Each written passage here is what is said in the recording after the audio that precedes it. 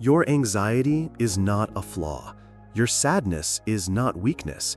And that emptiness you feel? Maybe it's your soul trying to wake you up.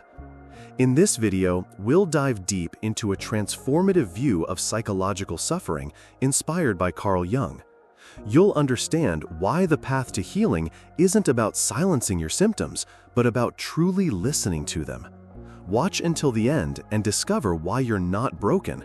You're just disconnected.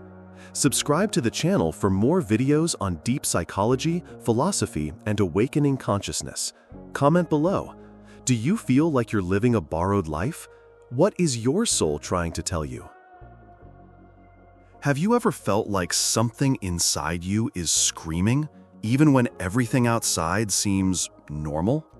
Have you ever wondered if your sadness, your anxiety, your emptiness aren't illnesses, but messages? Today, we're going to dive into an uncomfortable yet liberating truth. Maybe your psychological suffering doesn't need to be cured, but heard. We live in a world that idolizes the appearance of normalcy. Smile, produce, be fine. But the truth? Millions of people are sick, not in body, but in soul. The system pushes us to be functional, not whole. If you feel too much, they give you a pill. If you think too much, they say you're weak. But what if your anxiety is a call from your psyche, not a mistake to be fixed? Carl Jung didn't see suffering as the enemy. He saw it as a sign from the soul that something is deeply disconnected. Anxiety? Depression? Insomnia?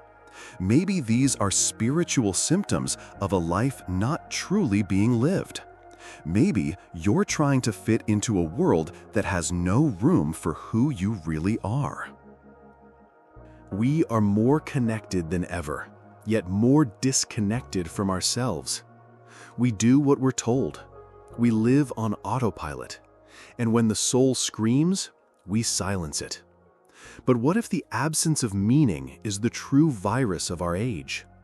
What if the emptiness you feel isn't a flaw, but an invitation to awaken? From a young age, we're shaped to fit in. At school, at work, in relationships.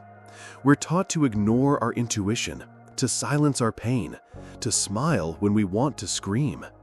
And then, over time, the soul falls ill. Because living a borrowed life is a silent kind of suicide. You weren't born to please a system. You were born to live with meaning. True healing begins when you stop adapting and start listening to yourself. This is the process Jung called individuation. It's the way back home, to who you were before the world told you who you should be. But this path demands courage.